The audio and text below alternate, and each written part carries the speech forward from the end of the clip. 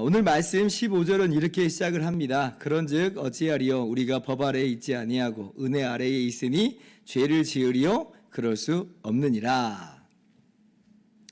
6장 1절 말씀하고 굉장히 유사한 말씀이 반복되어 기록이 된 겁니다. 6장 1절도 한번 보세요. 그런즉 우리가 무슨 말을 하리요 은혜를 더하게 하려고 죄에 거하겠느냐 그럴 수 없느니라. 그죠? 굉장히 비슷합니다.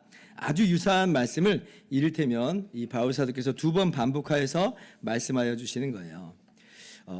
여러분 우리가 이런 걸 보면요, 역으로 우리가 무엇을 알 수 있냐면 우리가 가진 복음은 언뜻 보면 정말 죄를 막 지어도 구원을 받는 것처럼 보이기까지도 하는 그런 복음이다, 그런 은혜다라고 하는 것을 역으로 우리가 알 수가 있어요. 만약에 그렇지 않다면 이런 식으로 그것도 2번씩이나 사도 바울께서 비슷한 말을 할 리가 없는 겁니다. 복음이라는 게 이런 식의 오해를 불러일으킬 만한 복음이라는 거예요.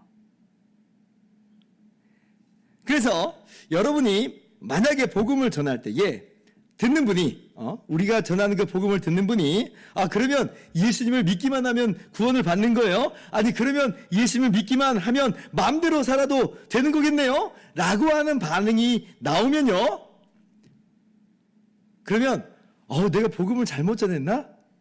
이게 아니고 내가 복음을 잘 전했구나. 내가 정말 복음을 잘 전했구나. 이 사람이 복음을 정말 올바르게 이해를 하고 있구나라고 먼저 생각하셔야 돼요. 오히려 우리가 복음을 전했는데 그런 반응이 안 나오잖아요. 그런 반응이 안 나오면 정말 진지하게 한번 돌아볼 필요가 있어요. 내가 정말 은혜의 복음을 은혜의 복음으로서 바르게 전하고 있는 것인가? 흥미롭죠? 근데 지금 이 바울 사도께서도 지금 2번이나 얘기를 하잖아요. 그 얘기는 바울 사도가 지금 전하는 복음이 이러한 오해를 충분히 불러일으킬 수도 있다라고 하는 것을 지금 우리들에게 오히려 말씀해주고 있는 거예요. 그런데 이제 그렇게만 전하고 끝나면 안 되는 거죠. 그런 반응은 당연히 나올 수 있는 반응이라는 거예요. 그러면서 이제 우리가 은혜의 복음을 잘 전했으니까 교정을 좀 해줘야 됩니다. 교정을 좀 해줘야 돼요. 즉각적으로 우리가 양육을 하는 거죠. 쉽게 말하면 언뜻 그렇게 보일 뿐이지 사실은 그럴 수 없다는 거예요. 언뜻 그렇게 보일 뿐이지 그러나 그럴 수 없느니라. 그래서 사도 바울께서 오늘 분명히 말씀하잖아요. 그럴 수 없느니라. 왜 그럴 수가 없어요? 우리가 오직 예수 그리스도의 십자가 순종으로 거저 죄 용서함 받고 의롭다함 받은 것은 분명한 사실입니다. 여기에 우리가 우리의 행위나 우리의 노력이나 우리의 수고를 보탤 것은 전혀 없어요. 오히려 보태면 은혜의 복음을 망쳐버리는 거예요. 이 구원은 완전 은혜입니다. 완전 공짜예요. 완전 선물이에요. 오직 우리는 예수님을 믿음으로 거저 의롭다함을 받은 것입니다. 자, 그런데 그렇게 예수님을 믿는다는 것은 이게 뭐냐라고 할 때 성령의 역사로서 성령께서 우리를 그리스도와 연합시켜서 하나 되게 하시는 놀라운 일이다라고 하는 거예요. 우리가 거저 구원을 받은 거예요. 거저 의롭다함을 얻은 거예요. 그런데 그것이 어떻게 된 것이냐면 그리스도와 연합됨으로 말미암아, 주님과 하나됨으로 말미암아 그렇게 된 것입니다. 예수님이 우리의 머리가 되시고 대표자가 되셨어요. 우리가 그분의 몸이 된 겁니다. 그렇게 우리가 거저 의롭다함을 얻은 것이니 우리가 어떻게 죄에 머물겠으며 우리가 어떻게 죄를 짓겠느냐 하는 것이에요. 이제 우리는 그리스도의 몸입니다. 새 본성으로 거듭난 새로운 피조물이에요. 그러므로 그럴 수 없느니라 인 것이죠. 자, 그런데 여러분 우리가 지난주에 그렇게 우리가 주님과 하나가 되어서 새 본성을 입은 새 생명이 되었는데 근데 우리도 여전히 때때로 죄를 짓는다고 그랬잖아요. 왜 그런다고 그랬어요? 우리가 새 생명이 아니기 때문에 그렇다 말씀드렸습니까? 아직 새 생명이 완성되지 않아서 그렇다고 말씀드렸습니까? 그렇지 않다고 그랬죠? 지난주에 뭐라고 말씀드렸냐면 분명히 우리가 새로운 본성으로 거듭났는데 여전히 우리 안에는 옛사람이 십자가에 못 박혀 죽었지만 그러나 그 죽은 모습으로서 지금 영향력은 아직도 좀 발휘하고 있는 것이다라고 말씀을 드렸죠. 그래서 마치 이제 뿌리가 잘린 식물처럼 이미 뿌리가 잘렸으므로 죽어버렸지만 그러나 여전히 그 냄새를 풍겨내는 것처럼 우리 죄성이 찌꺼기처럼 아직은 이 땅에 있는 동안에는 우리 가운데 남아있다, 존재하고 있다 그랬어요. 그래서 필연적으로 우리는 지금 두 본성을 가지고 살아가는 겁니다. 옛 본성이 찌꺼기처럼 남아있어요. 그러나 우리는 새 본성이에요. 근데 이 옛 본성과 새 본성 사이에 이것이 우리 안에 함께 있으니까 이것이 항상 전쟁이에요. 전쟁. 죄와의 싸움은 우리에게 있어서 필연적이다라고 하는 것이고 이 죄는 우리의 필생의 숙적이다라고 하는 것이에요. 그래서 지난주에 제가 제목으로 잡기를 뭐라고 잡았어요? 죄가 지배하지 못하게 하라 이렇게 말씀을 드렸죠. 죄가 지배하지 못하게 하라. 오늘 말씀은 동일한 맥락으로 어떻게 제목을 잡았냐면 거룩함에 이르라 이렇게 잡았어요. 거룩함에 이르라. 죄가 지배하지 못하게 하라를 동전의 양면처럼 다른 각도로 보면 거룩함에 이르라, 거룩함의 열매를 맺으라 라고 하는 것이죠. 왜 오늘 바울사도께서 그럴 수 없느니라 이렇게 말씀하시냐면요, 아까 이제 그리스도와 한 몸 된 것으로서 우리는 그럴 수 없느니라 라고 말씀을 하였었고, 또 그리고 오늘 이제 거룩함에 이르라고 하는 것도 마찬가지의 각도, 또 다른 어떤 이 이유가 제시되고 있어요. 그러니까 우리는 죄 가운데 머물 수 없고 죄를 지을 수 없다라고 하는 것이죠. 거룩함에 이르는 것은 오히려 우리에게 있어서 필연적인 삶이요 필생의 사명이다라고 하는 거예요. 우리는 죄 가운데 거할 수 없어요. 우리는 오히려 거룩함의 열매를 맺는 것이 우리의 당연한 모습이고 우리의 필생의 사명이라고 하는 것입니다. 자, 그러면 말씀 같이 봅시다. 16절부터 계속 보는 거예요. 너희 자신을 종으로 내주어 누구에게 순종하든지 그 순종함을 받는 자의 종이 되는 줄 너희가 알지 못하느냐? 혹은 죄의 종으로 사망에 이르고 혹은 순종의 종으로 의에 이르느니라. 우리가 뭐 말씀 보면서 그냥 끄덕끄덕이면서 읽어왔는데, 근데 말씀을 자세히 보시면 이 말씀이 뭔가 좀 대칭이 좀 어긋나 있다라고 하는 것을 우리가 발견하게 됩니다. 한번 보세요. 자, 죄의 종으로 사망에 이르고 그러죠? 그러면 거기에 걸맞는 대칭은 사실 어떤 것을 우리가 기대해요? 의의 종으로 생명에 이르고, 이게 좀 맞죠? 왜냐하면 죄의 종으로 사망에 이르면 그럼 의의 종이면 생명에 이르겠네 라고 하는 것으로 우리가 그렇게 대칭 삼아서 이해할 수 있겠잖아요. 근데 바울 사도께서는 그렇게 안 썼어요. 뭐라고 썼어요? 순종의 종으로 의에 이른다라고 말씀하세요. 여기 여러분 왜 이렇게 말씀하셨냐면 여기는 분명한 의도와 가르침이 있는 것입니다. 만약에 여기에서 대칭을 의의 종으로 생명에 이르고 라고 해버리면 이건 이제 문장의 대칭 구조 속에서 자칫 어떻게 오해를 불러일으킬 수 있냐면 한번 잘 생각해 보세요. 의에게 순종하면, 의의 종으로, 그죠? 의에게 순종하면, 이건 다른 말로 뭐예요? 너희가 선한 행위를 하면, 하나님 말씀에 뭐 순종하면, 그러면 생명에 이른다. 라고 하는 식의 잘못된 결론으로 나가버릴 위험이 있죠. 그러니까 의에게 순종하여 생명에 이른다라고 하면 이 대칭 구조 속에서는 마치 우리가 하나님 말씀을 바르게 지켜내는 것으로 그렇게 우리가 생명에 이르는 식의 어떤 이해로서 그런 구조로서 받아들일 수 있기 때문에 그렇습니다. 근데 그렇다고 했어요? 아니라고 했어요? 그렇지 않다고 그랬죠? 그렇지 않아요. 우리가 의롭다함 받은 것은 어떻게 해서 우리가 의롭다함 받아요? 우리가 어떻게 해서 생명에 이르게 된 거예요? 오직 예수 그리스도의 십자가 순종 때문이에요. 여러분 이거 반드시 짚고 넘어가야 됩니다. 다시 한번 5장 18절 보세요. 우리가 순종해서, 우리가 의에게 순종해서, 우리가 하나님 말씀에 순종해서 의롭다함 받은 거 아닙니다. 자, 5장 18절 보세요. 그런즉 한 사람 한 범죄로, 아담의 최초의 범죄죠. 한 범죄로 많은 사람이 정죄에 이른 것 같이 한 의로운 행위로 예수님의 십자가 순종으로 말미암아 많은 사람이 의롭다 하심을 받아 생명에 이르렀느니라. 어떻게 해서 의롭다함을 얻었습니까? 어떻게 해서 생명에 이르게 됐어요? 우리의 순종이 아니고 우리가 의에게 순종해서가 아니라 예수님의 십자가 순종으로 말미암아예요. 그래서 아까 6장 16절에 순종의 종으로 의에 이른다라고 하는 말의 뜻은 뭐냐면 너희가 선한 행위를 하면 하나님 말씀에 순종해서 살면 의에 이른다라고 하는 말씀이 전혀 아니에요. 순종의 종이라고 하는 말이 무슨 말이에요? 그리스도 십자가 순종을 믿는 자를 거저 의롭다고 하시는 하나님의 은혜의 복음에 순종하는 것, 즉 예수 그리스도의 진리를 믿는 거예요. 그 진리의 교훈을 믿는 자가 그렇게 의에 이르는 거예요. 그래서 17절 보면 그 말씀을 분명히 밝혀주시잖아요. 보세요. 하나님께 감사하리로다. 너희가 본래 죄의 종이더니. 그죠? 그래서 우리는 사망에 이른 자들이요 스스로 도저히 헤어나올 수 없는 자들이더니. 그 다음에 너희에게 전하여 준 바 교훈의 본을. 이게 뭐예요? 바울사께서 뭘 전해줬어요? 이신칭이 예수 그리스도의 십자가 순종으로 말미암아 그것을 거저 믿는 자를 의롭다 하신다라고 하는 이 교훈이잖아요. 이 교훈을 마음으로 순종하여. 이게 무슨 말이에요? 뭔가 하라는 얘기예요? 아니죠. 믿으라는 거예요. 믿으라. 믿는 거예요. 믿는 거예요. 그래서 18절 죄로부터 해방되어 의에게 종이 되었느니라.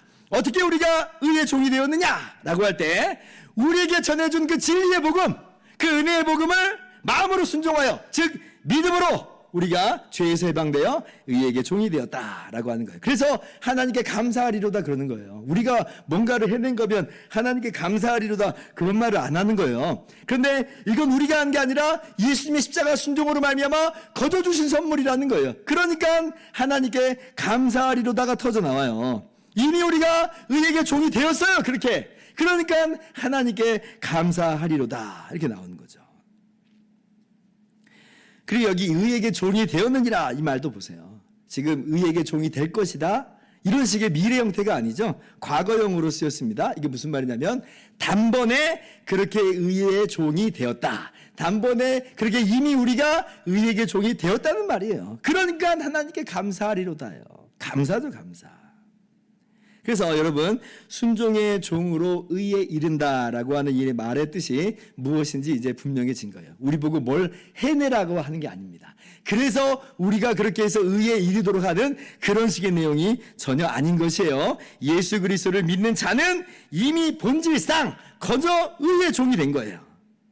과거에는 죄의 종이었지만 그래서 사망에 이른 자였지만 이제는 이미 본질상 의의 종이 되었다.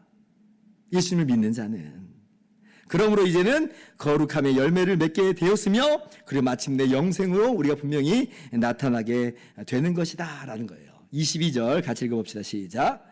그러나 이제는 너희가 죄로부터 해방되고 하나님께 종이 되어 거룩함에 이르는 열매를 맺었으니 그 마지막은 영생이니라. 그죠?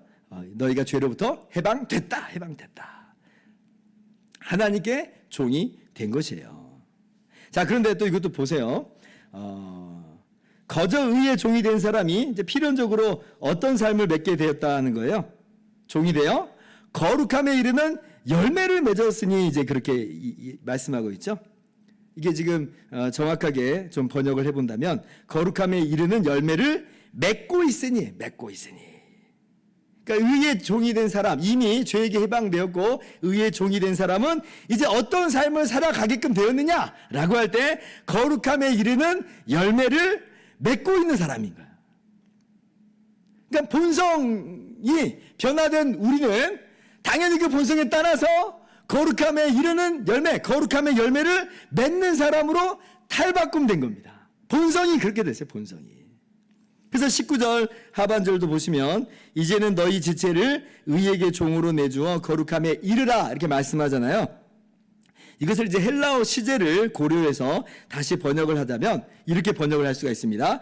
거룩함에 이르도록 너희 지체를 의에게 종으로 단번에 드려라 이 말이에요. 거룩함에 이르도록 너희 지체를 의에게 종으로 단번에 드려라. 의에게 종으로 단번에 드려라. 이게 무슨 의미인지 우리가 아까 이미 살펴본 바예요. 우리 보고 어쩌라는 말 아닙니다. 의에게 종으로 단번에 드리라. 이게 무슨 말이겠어요? 그죠?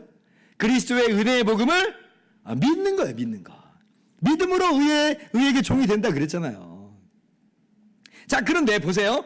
그렇게 의에게 종으로 단번에 드리라. 그러니까 은혜의 복음을, 주님의 십자가 복음을 믿어라 라고 할 때 그럼 그 방향이 필연적으로 어떤 방향으로 지금 나가게 된다는 거예요? 거룩함에 이르도록, 그죠? 의에게 종으로 단번에 드리라 그랬으니까. 그러면 지금 우리가 거저 의롭다함을 얻는 바로 이것은, 의의 종이 된 것은 반드시 필연적으로 어떤 방향으로 나가게 됐다는 거예요? 거룩함이라고 하는 방향으로 나아가게 되어 있다는 겁니다. 불가분리라는 이야기예요. 떨어뜨릴 수가 없는 거예요. 여러분, 우리가 꼭 기억해야 될 게 있는 게 뭐냐면, 우리가 거저 예수님을 믿음으로 의롭다함을 얻은 거하고요, 그래서 거룩함의 열매를 맺는 것은 이건 불가분리입니다. 이건 떨어뜨릴래야 떨어뜨릴 수가 없어요. 그러니 우리가 거저 의롭다함을 받았다고, 그리고 생명에 이르렀다고 거룩함과 무관하게 사는 것, 거리낌 없이 죄를 범하는 것은 말도 안 되는 이야기고 있을 수 없는 이야기라는 거예요. 본성상 그렇게 될 수가 없어요. 그래서 종교개혁자들은, 특별히 칼빈은 이것을 이제 뭐라고 말하냐면 이중의 은혜다 이렇게 불렀습니다. 무슨 말이냐면 칭의와 성화의 이중의 은혜가 주어진다 하는 것이에요. 성령의 역사로 말미암아 예수님을 믿음으로 우리가 그리스도와 연합하게 됐어요. 그죠? 그리스도의 몸이 됐어요. 그렇게 해서 주님으로부터 생명을 공급받게 됐어요.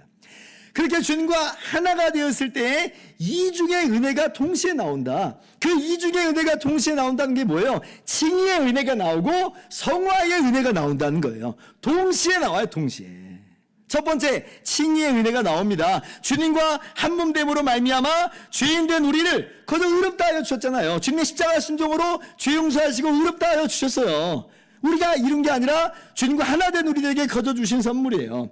근데 두 번째, 그런 칭의의 은혜만 있는 게 아니라 동시에 성화의 은혜가 나온다. 성화의 은혜가 나온다. 그리스도와 하나됨 안에서 우리를 거룩하게 하신다는 거예요. 우리는 그렇게 거룩한 본성이 바뀌었기 때문에 거룩한 삶으로 나오게 되어 있다는 것입니다. 동시에 나와요. 그래서 이것을 우리가 분리시킬 수 없다. 그래서요, 분리시킬 수 없다. 서로 구별은 됩니다. 칭의는 칭의고 성화는 성화죠. 이걸 짬뽕을 시키진 않아요. 그러나 절대로 이 둘은 분리될 수 없다는 거예요. 성화 없는 칭의는 그래서 있을 수 있다 없다? 성화가 없는 칭의는 있을 수가 없습니다. 왜냐하면 동시에 나오니까. 오늘 말씀 보세요. 자, 거룩함에 이르도록 의에게 종으로 단변에 드리라 말씀하셨어요. 칭의와 성화가 불가분의 관계에 있다는 걸 말씀하고 있는 거예요. 거룩함에 이르도록 의에게 종으로 단번에 드리라. 그 의에게 종으로 단번에 드리라. 그러니까 예수님을 믿는 것이 어느 방향으로 나간다는 거예요. 그 본성이 바뀌어서 거룩함이라고 하는 방향으로 나아간다라고 하는 거죠. 우리가 꼭 이것을 기억을 해야 되는 것이에요. 그래서 여러분, 종교개혁자들이 당시에 이 종교개혁을 일으킬 때에 로마 카톨릭으로부터 너희들은 율법 폐기론자들이다라고 하는 그러한 공격을 받았습니다. 오늘날도 어떤 사람들이 그렇게 말해요. 우리 기독교가 이신칭의를 너무 강조해서 지금 이 난리가 났다. 이신칭의만 강조하니까 사람들이 거룩한 삶을 살려고 하질 않는다라고 하면서 지금 이신칭의만 가르치면 안 된다. 뭐 이런 식으로 그렇게 이야기를 합니다. 여러분, 그런데 이런 건요, 예전 로마 카톨릭도 그렇고 오늘날 어떤 사람들도 그렇고요, 그분들이 이 칭의의 은혜를 오해한 거예요. 이 이신칭의를 잘 모르고 있는 겁니다. 이 사람들도 모르는 거예요. 종교개혁자들은 이신칭의만 딱 이야기하고 끝난 게 아니에요.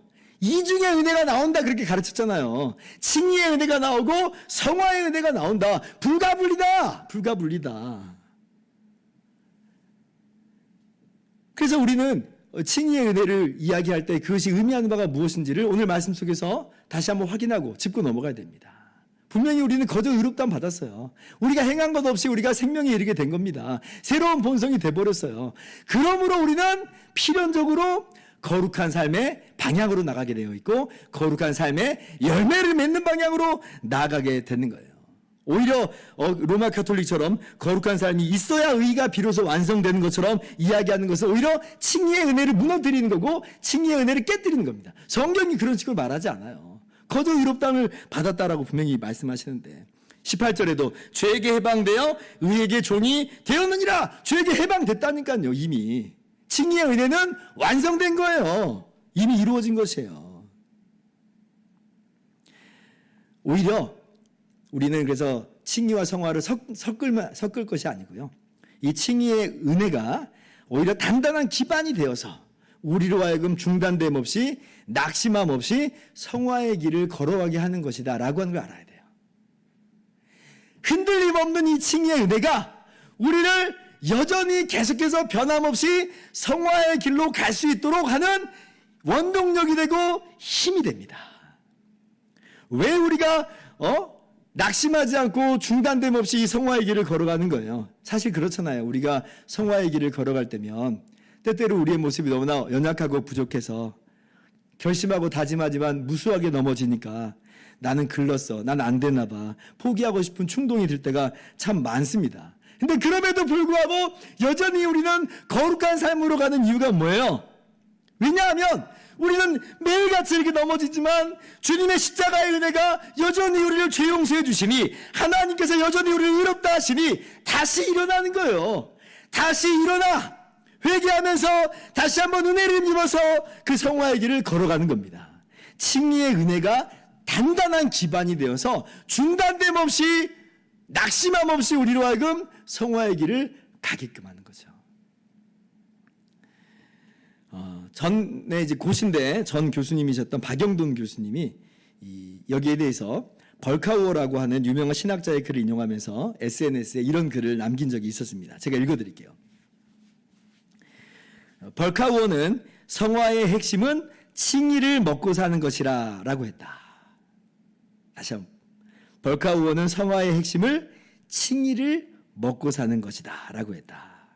성화의 비결은 칭의나 죄사함을 지속적으로 추구하는 데 있다는 것이다.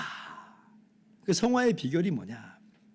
칭의가, 죄사함의 은혜가 우리 안에 단단히 있음으로 말미암아 동시에 이 나오는 은혜라고 했잖아요. 그러므로 이것이 기반이 되어서 우리로 하여금 성화의 길을 걸어갈 수 있게 한다라고 하는 거죠. 정말 맞는 얘기입니다. 여러분, 칭의는 단순히 구원의 첫 단계 정도가 아니에요.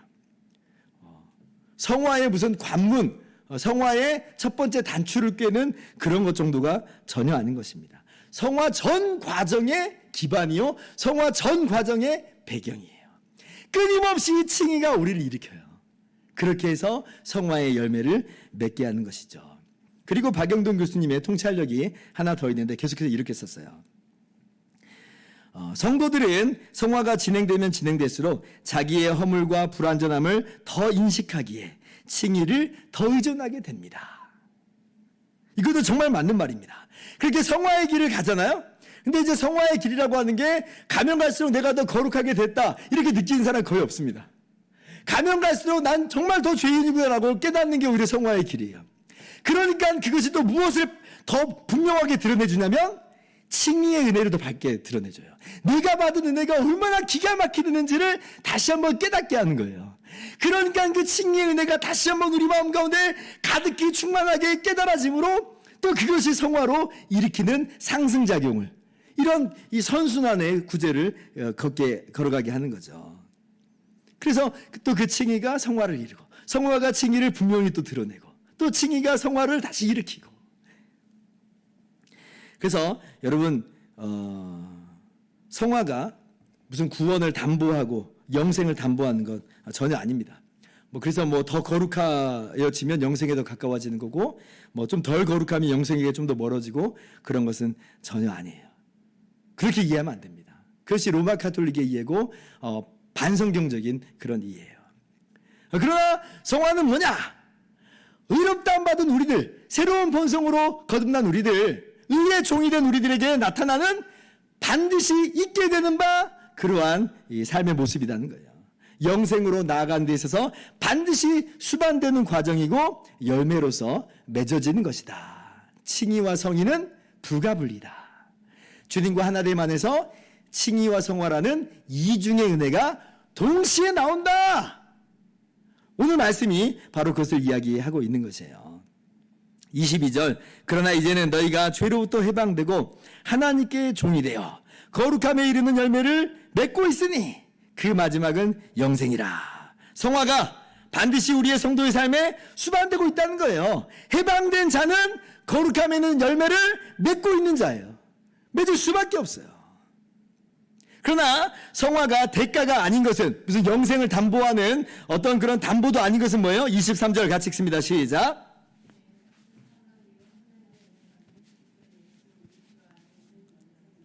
네, 지금 이걸 우리 식대로, 우리의 문장 구조대로 쉽게 번역을 하면 이렇게 번역합니다. 사망은 죄의 삭시요 영생은 하나님의 은사. 그러니까 영생은 하나님의 선물이다. 영생이 뭐라고요? 하나님의 선물이에요. 그러니까 성화가 대가라든지 어떤 담보가 되는 게 아닌 겁니다. 그리스도 예수 안에 있는 영생은 하나님께서 거둬주시는 거예요. 선물이에요. 어떤 성화가 기여를 한다든지 어떤 역할을 감당하는 건 전혀 아니라라고 하는 겁니다. 그래서 우리는 예수님과 하나 된 것으로서 거저 의롭다함을 받고 그렇게 영생에 참여하게 됐습니다. 그런데 우리가 의롭다함을 받고 영생으로 나타나는 그 과정 속에서 반드시 나타나는 게 뭐라고요? 성화, 거룩함에 이르는 열매를 맺고 있는 겁니다. 그건 자연스러운 거예요. 그건 필연적인 모습이다라고 하는 것이에요. 그러므로 이제 말씀 마칩니다. 그러므로 우리가 하나님의 은혜 아래에 있다고 해서 예수님을 믿음으로 그저 의롭다함을 얻었다고 해서 우리가 죄 가운데 머물며 살며 무슨 죄를 범하는 것을 당연하게 생각하는 그것은 올바른 모습이 아니에요. 그것은 성경적인 그런 교훈이 아닌 것입니다. 의롭다함을 받은 자는 거룩함에 이르는 열매를 맺고 있는 자들이에요. 에베소서 4장 20절에서 이렇게 말씀하죠. 오직 너희는 그리스도를 그같이 배우지 아니하였느니라. 온갖 더러움에 자기 자신을 방종으로서 방임하면서 살아가는 사람들을 향해서 아니야, 그리스도를 그렇게 너희는 배우지 않았어 라고 사도 바울께서 이야기하고 있는 것이에요. 거저 의롭다함을 받은 우리는 동시에 성화의 은혜가 주어진 사람들인 줄 알고 의의 종이 된 사람들인 줄 알고 우리 하나님 말씀대로 순종하면서 살아가는 것, 거룩한 삶을 열매로서 맺으며 살아가는 것이 마땅한 당연한 필연적인 우리의 모습이 된 줄을 알고 그렇게 나아가는 여러분 모두가 되시기를 바랍니다. 자, 그렇다면 이제 오늘 나의 삶은 지금 어떠한 모습으로 좀 나오고 있는지 우리가 좀 돌아보아야 되겠습니다. 의의 종, 하나님의 종이 되었으니 거룩한 삶의 열매를 내가 지금 맺고 있는가? 하나님께서 내가 거룩하니 너희도 거룩할지어다 라고 말씀하셨는데 내가 정말 그렇게 하나님 말씀에 순종하면서 살아가는가? 하나님 아버지를 닮아가는 삶으로서 우리가 열매 맺으면서 살아가는가? 돌아보아야 될 것이에요. 그러면서 중단됨 없이 이 거룩함의 열매를 우리가 처음부터 맺은 것처럼 주님 다시 오시는 날까지 계속해서 맺으면서 나아가야 될 것입니다.